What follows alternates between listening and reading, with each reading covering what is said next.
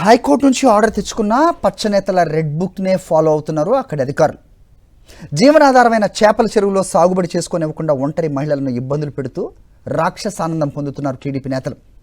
కూటమి ప్రభుత్వంలో సొంత పార్టీ మహిళలకి రక్షణ కరువైందంటూ ఆ మహిళ గగ్గోలు పెడుతోంది.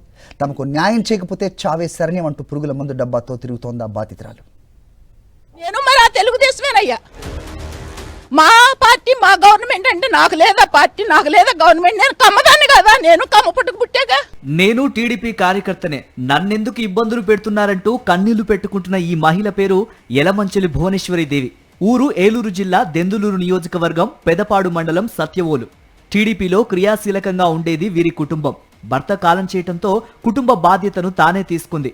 వంశపారంపర్యంగా వస్తోన్న పట్టా భూమిలో చేపల చెరువును తవ్వించి సాగు మొదలు పెట్టారు. చేతికి అంది వచ్చిన కొడుకు కుటుంబ బాధ్యతలు తీసుకుంటాడు అనుకునే లోపే రోడ్డు ప్రమాదంలో కన్ను మూశాడు. కూటమి సర్కార్ అధికారంలోకి వచ్చాక భువనేశ్వరి దేవికి కష్టాలు మొదలయ్యాయి. సొంత పార్టీ నేతలే ఆమెపై కక్ష సాధింపు చర్యలు చేపట్టారు. చెరువులో మేతలు వేసే సమయంలో, పట్టుబడులు పట్టే సమయంలో అడ్డుకోవడంతో పాటు ఆటంకాలు సృష్టిస్తూ ఇబ్బందులకు గురిచేశారు. పెదపాడు టీడీపీ మండల మాజీ అధ్యక్షుడు లావేటి శ్రీనుతో పాటు బొమ్మి ప్రభాకర్, రౌతు అప్పారావులు తనను తీవ్రంగా వేధించారని భువనేశ్వరి దేవి కన్నీటి పర్యంతమవుతోంది. నేనే కంప్లైంట్ ఇచ్చినా సరే పోలీస్ స్టేషన్లో పక్కన బారేమని చెబుతున్నారంటే. లావేటి శ్రీను గారని ఆయన బాగా తెలుగుదేశానికి మంచి పార్టీ నాయకుడు అయ్యి ఆయన. బొమ్మి ప్రభాకర్ రావు 96 నుండి 1996 నుండి ఈనాటికి కూడా బొమ్మి ప్రభాకర్ రావు ఇష్టం వచ్చినట్టు ప్రవర్తిస్తున్నాడయ్యా. ఇష్టం వచ్చినట్టు నీళ్లు రానివ్వడయ్యా. చెరువుకు నీళ్లు పెట్టుకుందామంటే రానివ్వడం. ఇక్కడ నాకు ఒక 5 ఎకరాల పొలం ఉందయ్యా, దాన్ని మురుగుబాది పూర్తి చేశాడయ్యా. 3 సంవత్సరాలు అవుతుంది. టీడీపీ నేతల వేధింపులపై అధికారులకు ఎన్నిసార్లు ఫిర్యాదు చేసినా పట్టించుకోలేదని వాపోతున్నారామె. హైకోర్టు నుంచి ప్రొటెక్షన్ ఆర్డర్ తెచ్చుకున్నా ఫలితం లేదని ఆవేదన వ్యక్తం చేస్తున్నారు.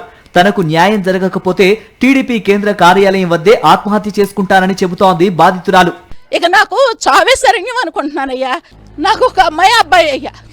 అబ్బాయి ఏమో యాక్సిడెంట్లో పోయాడయ్యా. ఏంటంటే ఉండదాన్ని వదులుకోలేక కూతురికి ఉండదు, లేకుండా పోతే బతకటం కష్టమని అట్టా ఇబ్బంది పడుతున్నానయ్యా. కానీ నాకు ఇక్కడ న్యాయం జరగట్లేదయ్యా.